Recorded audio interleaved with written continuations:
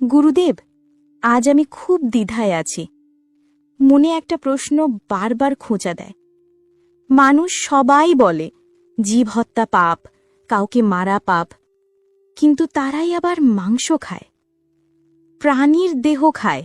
কেউ আবার যুক্তি দেয়, আমি তো মারিনি, শুধু খাচ্ছি। তাহলে গুরুদেব, যে হত্যা করে আর যে খায়, দুজনের পাপ কি আলাদা, নাকি দুজনই একই পাপের অংশ? আমি জানতে চাই, গীতার আলোয় সত্যটা কি? মা, তুমি আজ যে প্রশ্নটি করেছ, এটা শুধু একটি সাধারণ দার্শনিক প্রশ্ন নয়। এটা সেই প্রশ্ন যা মানুষের আত্মাকে জাগায়, বিবেককে আলো জ্বালায়। গীতা মানুষের জীবনকে শুধু নিয়ম দিয়ে চালায় না। গীতা মানুষের মনকে সুস্থ, নির্মল ও করুণাময় করে। তুমি শুনে রাখো, গীতা বলে, অহিংসা পরম ধর্ম, অহিংসাই সর্বোচ্চ ধর্ম। অহিংসা মানে শুধু কাউকে না মারা নয়। অহিংসা মানে কাউকে কষ্ট না দিয়ে বাঁচা, অন্যকে দুঃখ দিয়ে নিজের সুখ না খোঁজা।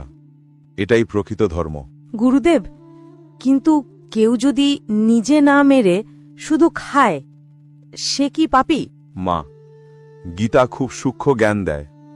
কৃষ্ণ শুধু বাহ্যিক কাজ দেখে বিচার করেন না। কৃষ্ণ বিচার করেন চাহিদা, উদ্দেশ্য ও মনোভাব।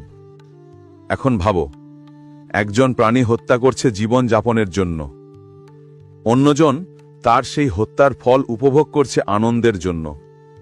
গীতা বলে, যে অন্যায়কে সমর্থন করে সে অন্যায়ের অংশ হয়। তুমি মাংস খাও, তুমি কিনছ, তুমি চাহিদা তৈরি করছ, তাহলে হত্যাকারী কি একাদশী? না মা, হত্যা থামবে তখনই যেদিন ভোগের ইচ্ছা থামবে।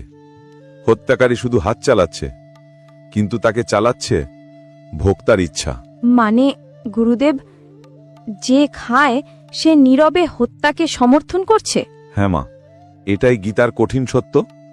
কৃষ্ণ মহাভারতে যুধিষ্ঠিরকে বলেছিলেন, হত্যাকারী পাপী, কিন্তু যে তার জন্য আনন্দ খোঁজে সে পাপের অংশীদার।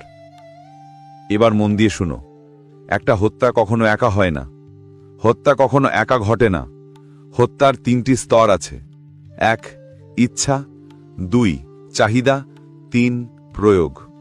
হত্যাকারী কাজ করছে হাতে, ভোক্তা কাজ করছে চাহিদার মাধ্যমে।